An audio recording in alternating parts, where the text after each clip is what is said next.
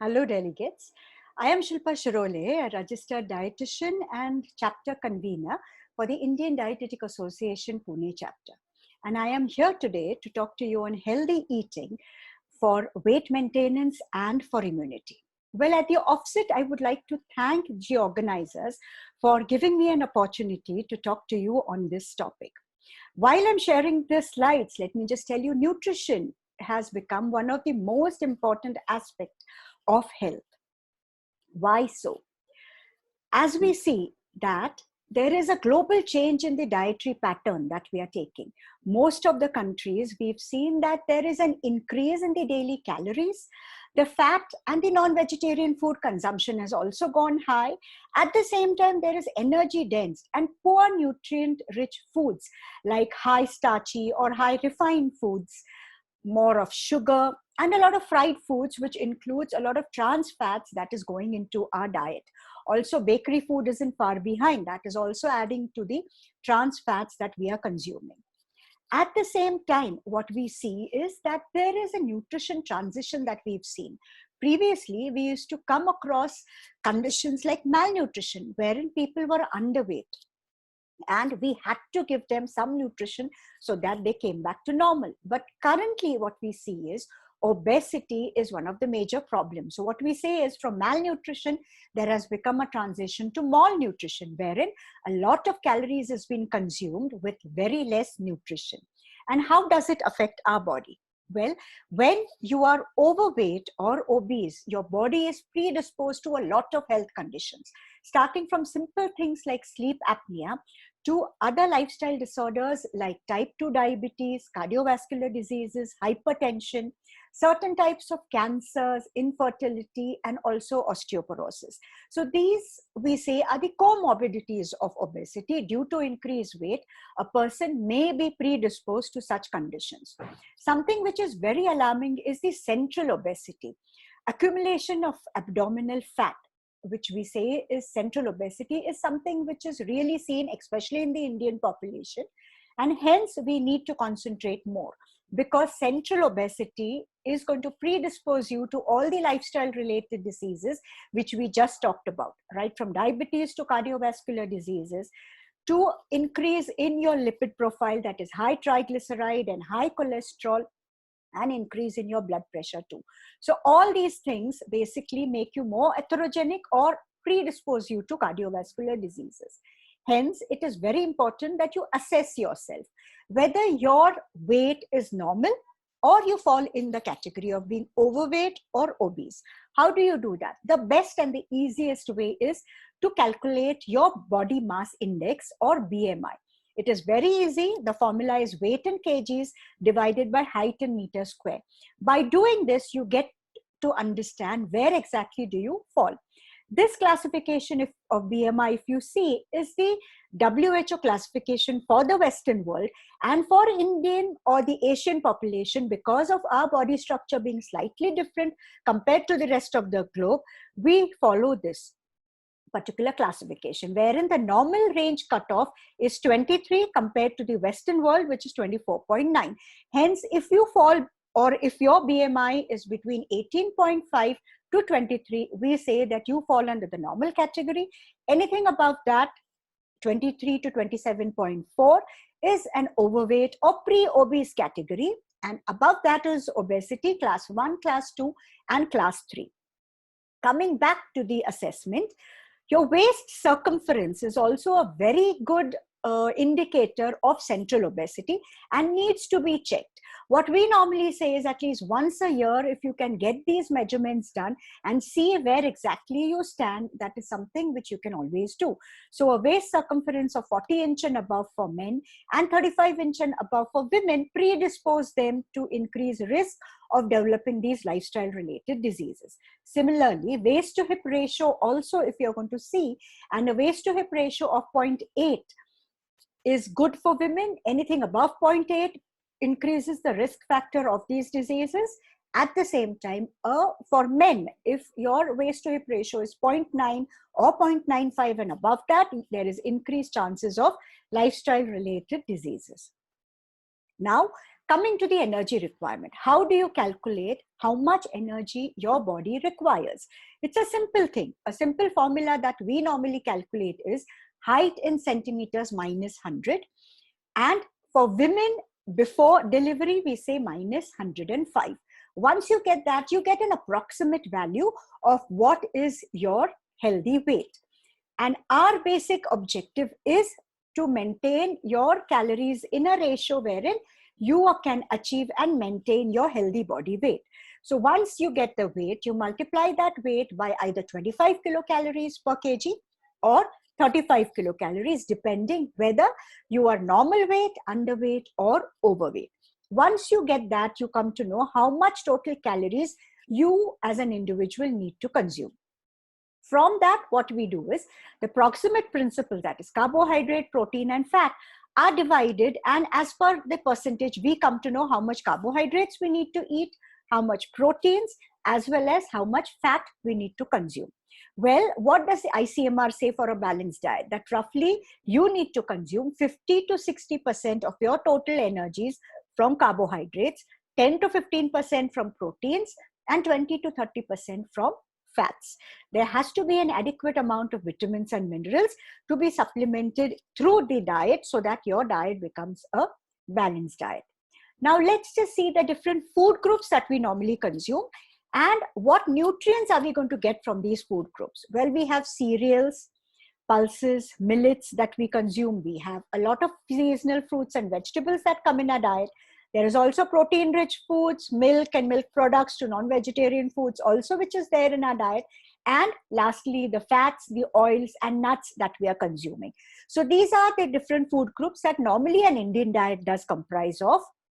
Now, out of this, we get macronutrients, which are carbohydrates, proteins, and fats. Why do you call them macronutrients? Because they give us energy. And the energy that is going to help to sustain our body comes from these particular nutrients. After that are micronutrients, which is basically vitamins and minerals, which help us, build our immunity and for better functioning of our body. These nutrients are required. Coming to carbohydrates. Carbohydrates, the basic classification of carbohydrate is simple carbohydrates and complex carbohydrates.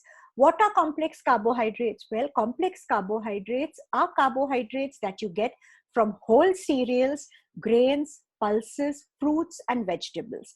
These are the carbohydrate sources which do have fiber in it, and hence they are absorbed at a slower rate compared to simple carbohydrates, which is something like a tablespoon of sugar, jaggery, or refined flours like arrowroot flour, maida, or even sago or sabudana. What we get from that is called as simple carbohydrates. Excessive consumption of simple carbohydrates will be stored, because what we do is we eat these extra calories as sweet foods that we are consuming. So these extra calories will be stored in the body as fat, which is something which we don't want. Hence, what is recommended by ICMR is that we consume less amount of simple carbohydrates, which is less than 7% of your total calories. So remember, do not have a lot of sweets in your diet, but go in for whole grain cereals, which is much more healthy. At the same time, in carbohydrates, there's something called as glycemic index. What actually is glycemic index? Well, glycemic index is the ability of a particular food to raise the blood sugar.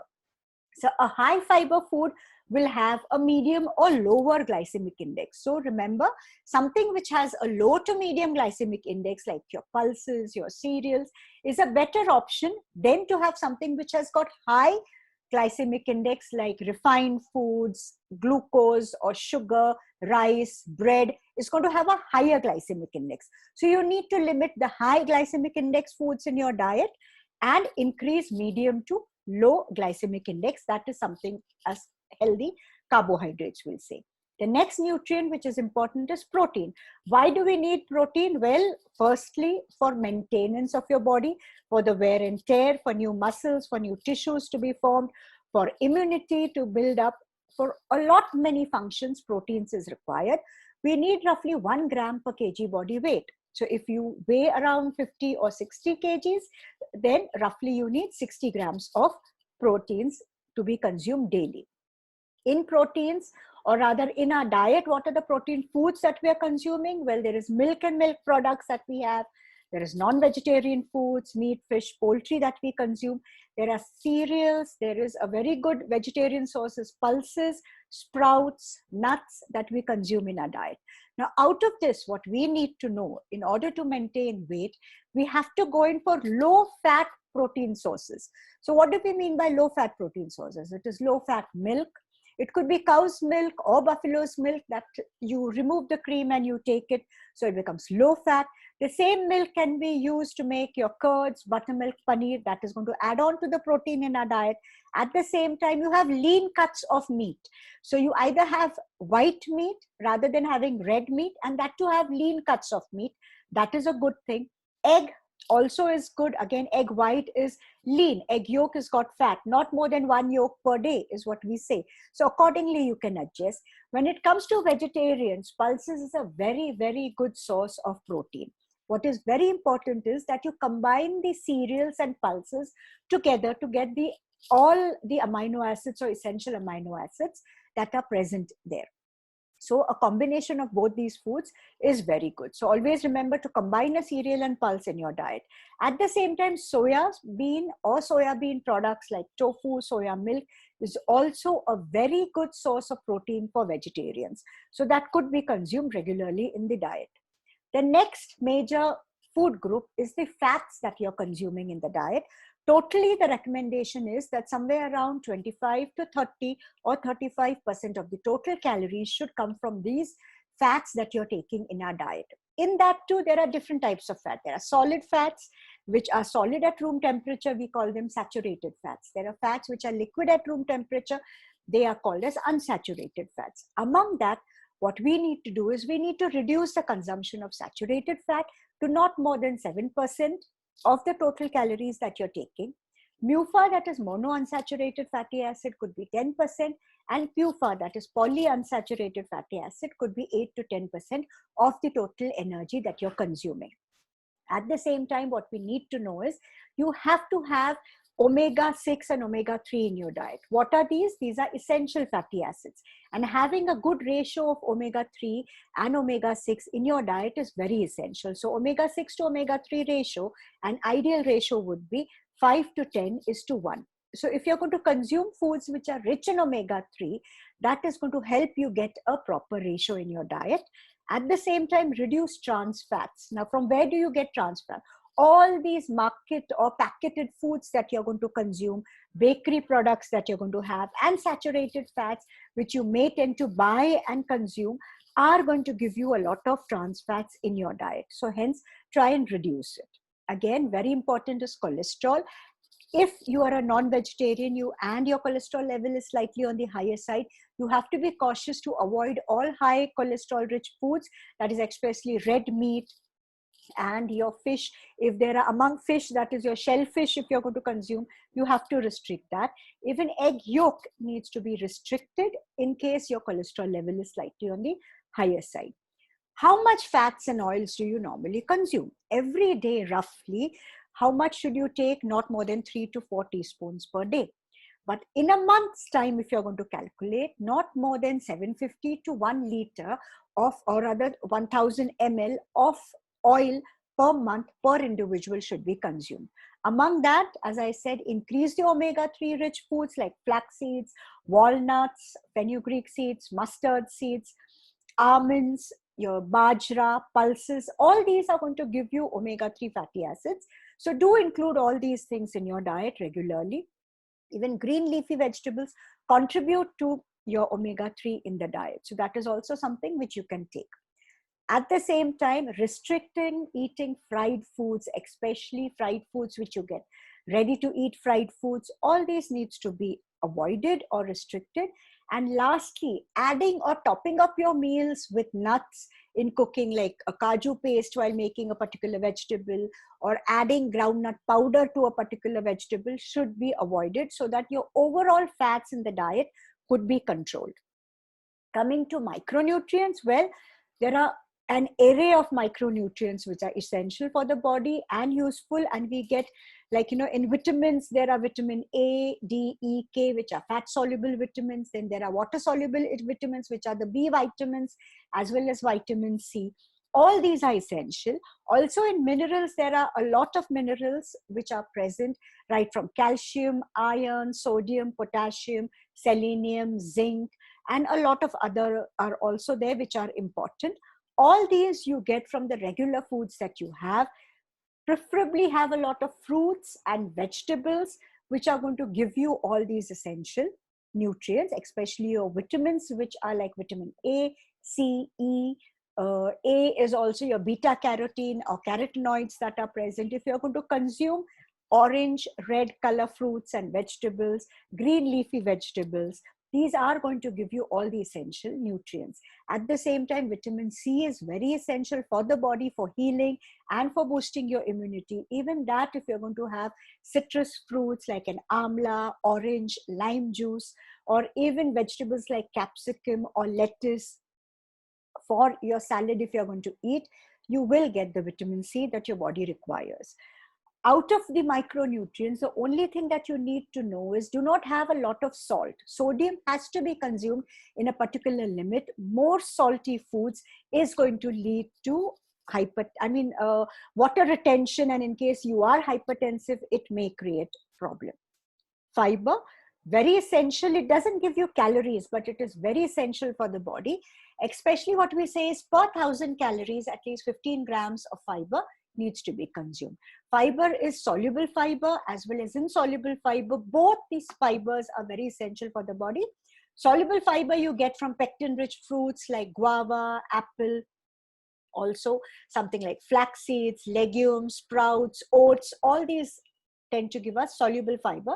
The insoluble fiber is also essential because that is going to boost the microorganisms in your gut, what we call as gut microbiota, which is going to increase your immunity also and help in better digestive health.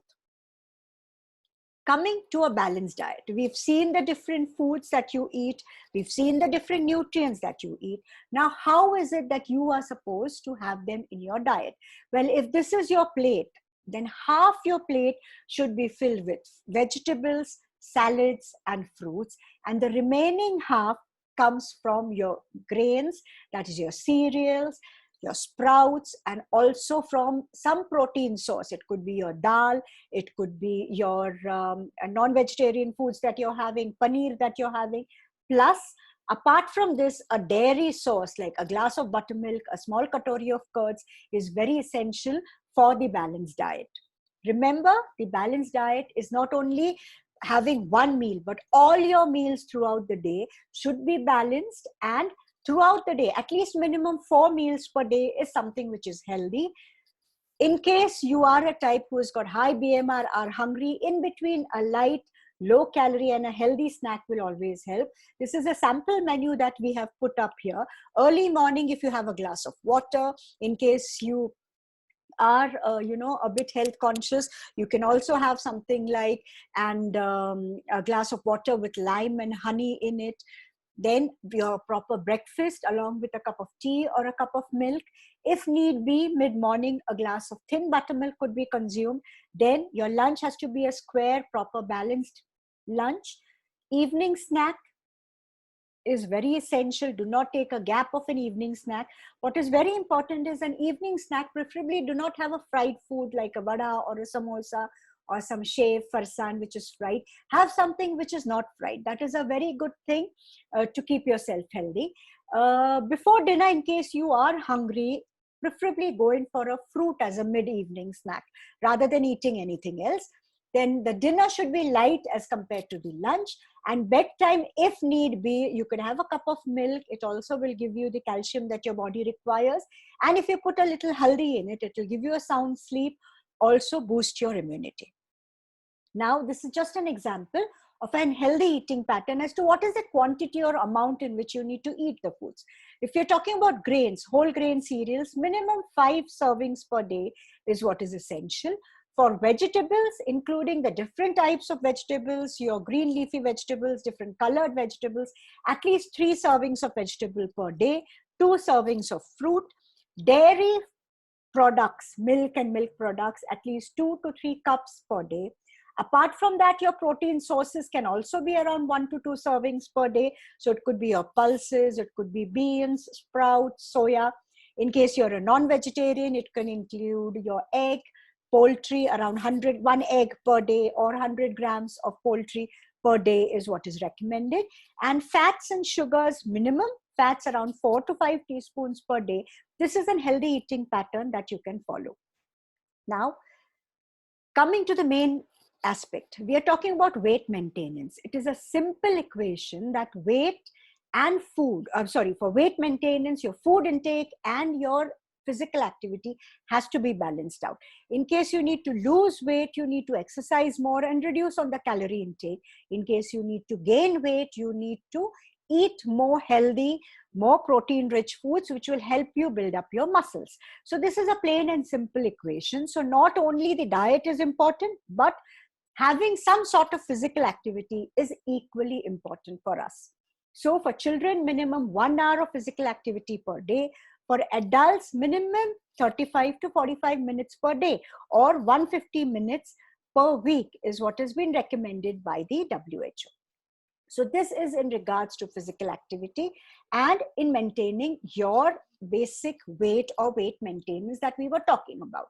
Now coming to the next aspect of our talk, that is the immunity. Now with this COVID pandemic which has come up, we are really looking at sources in boosting our immunity, is basically making yourself strong enough from within so that you can fight the infection.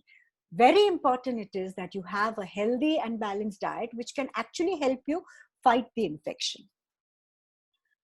What actually comprises of a healthy balanced diet is something that we have already seen.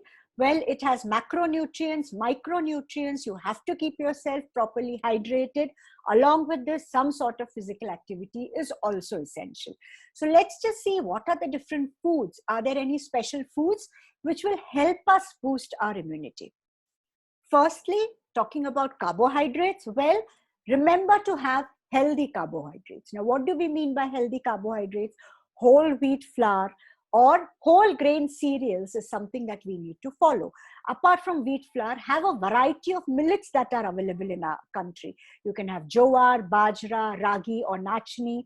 You can have different fruits and vegetables. Preferably have the seasonal fruits and vegetables that are available. The fruits should be of different colors so that you're also going to get the micronutrients along with the carbohydrates that you're taking. How much should you take? At least 1, or rather minimum 1 to maximum 3 servings per meal. Now 1 meal could be your breakfast, it could be your lunch. So it could be roti, it could be bhakri, it could be upma, poha for breakfast. All these, at least 1 per meal should be taken, 1 serving per meal. A total of at least 5 helpings or servings throughout the day is what is essential. These are the basic guidelines. Depending upon your calorie requirement, the amount is going to vary. At the same time, very important it is to know that we don't want your weight to increase rather than, your body or your energy requirement that is met. So remember to cut down on your simple carbohydrates, sugar, chocolates, sweet candies, your jaggery, honey has to be consumed in the prescribed and limited amount, because increased consumption of simple carbohydrates would lead to weight gain, and increase in weight gain is going to interfere with the immunity and is going to bring down your immunity. So always remember, have more of whole grains and cereals rather than having something which has a lot of sugar added to it. Secondly, going for fresh foods rather than having something like packaged foods when it comes to boosting your body's immunity. So there are specific nutrients which we have to look at when we are talking about boosting immunity. First and foremost is protein. Then comes your vitamins. Then comes your healthy fats, that is omega-3 fats, and all the other healthy fats come under that. Antioxidant minerals are very important, and certain functional foods which are going to boost your immunity. Now let's just look at each of them one by one. first comes to protein, what we say is at least one serving of protein-rich foods in each meal is very essential, or somewhere around 2 to 3 servings throughout the day. Now, what do you mean by one serving of protein that you're going to consume? Well, one serving of protein would be 1 katori of dal. It could be 1 katori of sprouts, usal. It could be a rajma. 1 katori of any dal that you take gives us approximately 6 to 7 grams of protein. So that much protein in one serve you can have. Secondly, a handful of nuts is also good. That also gives you the healthy fats and the protein requirement that the body has. So that is something which you can consume throughout the day in between, like, your midday snacks could be that. Also, what you could do is 1 glass of milk, which is giving you around 5 to 6 grams of protein. That could be taken. Again, what do you have to remember? Have low fat milk. Do not have a lot of high fat milk. And you can also include milk products like curds and buttermilk, paneer, which is made from the low fat milk in your diet regularly. Also, when it comes to non-vegetarians, having an egg per day is going to give you roughly 6 to 7 grams of protein. Chicken or low fat fish is also going to give you around 100 grams, will give you 20 grams of protein. So this is how much protein you get. And always remember that 1 gram per kg body weight is the target, and that much has to be achieved. Coming to vitamins, now there are specific vitamins which are very important or have a key role in maintenance of your immunity. That is, firstly is vitamin A. Vitamin A, which is also called as retinol, which you get from non-vegetarian food stuff, and beta carotene or carotenoids, which you get from orange and yellow red color fruits and vegetables. Vitamin A basically helps us in maintaining the epithelial layer of our in the body, basically. So it is going to be a protective layer for your for the different organs or inside, like especially in your respiratory system. Epithelial lining is going to protect you from infection. So that is something which is important. Beta carotene, which you're going to get from your orange and red color vegetables, is an antioxidant. So that also helps us in building our immunity. Next is vitamin C. Now, vitamin C has an anti-infective function in the body. It is going to help fight infection. So that is also something that you can include. There are various foods that are there, like amla, guava, orange, capsicum. You can have raw mango. You can have lime juice, which can be included. Amla, which is a very good source of your vitamin C, could be consumed as an amla juice, amla chutney. In different ways, you can include all these foods. Fortunately, what happens is these foods are consumed raw, and vitamin C gets destroyed when it is cooked. So this is a very, I would say, a God's gift that we have, that these foods are normally eaten raw. So we are getting the required vitamin C. You remember to include at least one of these foods every day to boost your immunity. Vitamin D also helps us boosting immunity. So around 15 to 20 minutes or 30 minutes being out in the sunlight from, say, 10 to 2 in that time slot for our skin color, it is a very good time. So preferably be out in the sun for minimum 30 minutes. That will give the required vitamin D. Vitamin D is also very essential in boosting your immunity. Vitamin E, which we get from flax seeds, pistachio, almonds, garden cress seeds, sunflower seeds, safflower seeds, also helps us in boosting our immunity. Next is the healthy fat. That is the monounsaturated fats, not the saturated fats, but the monounsaturated fats and omega-3 rich fats, which are very essential. So include regularly your walnuts, almonds, flax seeds, green leafy vegetables, bajra, your pulses. Also in oils, you can have rice bran oil, groundnut oil. All these are going to give us the healthy fats to basically keep our body fit and fight any infection. Antioxidant minerals, which are very important, is selenium and zinc. And roughly in all the foods that we are consuming, whether it is vegetables, pulses, non-vegetarian foods, all these foods, including nuts and oil seeds, give us these nutrients. So basically, you just have to include a variety of foods in our diet, which is going to help us give selenium and zinc. Coming to certain functional foods which are normally present in our kitchen and we need to include it in our diet is ginger, garlic, turmeric, cinnamon, A bit of pepper also helps, as well as curds or probiotic curds. These are certain functional foods which help boost the immunity. Now, how much do we take? Roughly for ginger, 1 inch of ginger, if you're going to consume throughout the day, will give the required amount of ginger that we take. When it comes to garlic, garlic gives us allicin, the active component of garlic. Roughly 2 flakes of garlic, in case they are medium size. If they are very small, you can take 3 flakes of garlic per day. Helps give us the required amount of enzyme to boost the immunity. Turmeric has got curcumin, which is very essential.